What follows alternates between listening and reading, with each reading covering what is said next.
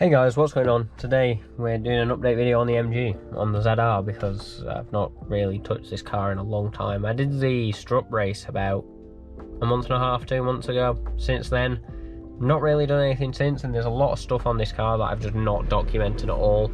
Some of which you'll be able to see from here, some of which you won't. But it still doesn't run. Explanation to why it doesn't run is I was having some custom parts made, like the fuel rail. If you watched one of my previous videos where I mentioned that it was leaking, I was having another custom fuel rail made where it realistically shouldn't leak. The person who was making it had a medical problem and they can't work at the minute, so they can't finish the fuel rail for me, which I can't complain about. It's not like this car's going anywhere soon. So I kind of just, left it alone, and that's why I'm doing stuff to the E46, because I can't really do a lot to this at the minute. The airbag's gone really crusty. I don't know what it is, like the fake leather has gone dry. And it's disgusting, but I've got another airbag for it anyway. So just to start it off, I've got no interior anymore. Obviously I've got like the dash and the seats, carpet, whatever, but I've got no trim up here or anything like that. I got rid of the pillar pods. I just couldn't get them to sit right. It was doing my head in. I just could not get the angle right, so I just kind of took them out. And I've got coolant gauge here, AFR gauge down here, and that's the signal for the AFR, which I broke, so I need to sort that. And boost gauge there. The reason that I did that was, like I said, because I couldn't really get the pillar pods right. You might be like, why have you got rid of your vents? And I don't use this as a daily driver. I have a daily driver, which I post on my Instagram. If you don't follow my Instagram, then follow it.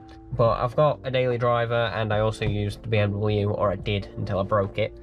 So I don't really have a use for this car other than a weekend car. So it won't really come out in the cold to where I need the heaters. I've got audio in this car now, which in the 4.5 years that I've owned it, it's never had. So I put a head unit in it before and it didn't work. So I got a new head unit and I upgraded the speakers. Not much of an upgrade, but they're just newer. So just the last bits of the interior. I've now got a Mark 1 dash shelf, which is a nice little upgrade for all the Mark 2s instead of just having the dash blank. Nice suede gear gator. Before it used to have a fake leather one that was blue stitch. And well, the only blue part of the car now is the inside of the door, so it didn't really fit in, so I changed that. Painted these yellow. Can't remember if I showed that before, but yeah, these are now yellow. Debating whether to paint this yellow or just paint it black. Not sure. Let me know what you think in the comments. But other than that, there's not a lot that I've done interior wise other than this one main thing. More sound editing. So if you remember, I did the rear quarters. I've now done some of the boot, which that helps with road noise or whatever. I kind of just did that because I had spare laying around, and I'm going to do a false floor anyway, so you're not going to see it all. But the main part is I did the roof, which if you own a ZR, you know that the roofs sound like crap. Even with the headliner in, which I'm redoing again because it started to sag. But yeah, it sounds solid now, which is good. Under the bonnet, not a fat lot's changed. Changed the inlet manifold, or took it off rather. Changed the yellow silicone hose to the standard one because I was having some issues with it breaking. I'm not sure if it was to do with the temperature or what, but it broke. Sorted out the feed line on this side, so that was leaking. So this, if you don't know what it is, it's an Mg6 engine, and it's in pieces, which means that stuff is happening.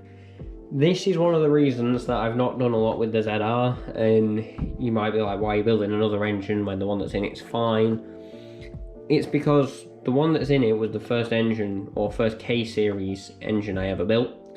I didn't really know a lot, did everything as I should. It might go bang. Honestly, like this, I've got a lot more knowledge. I've done 2 engines since, which haven't come back to me with any issues. And this, obviously, it's got all the webbing and everything. It's turbo and everything is down here currently, and rings are gapped.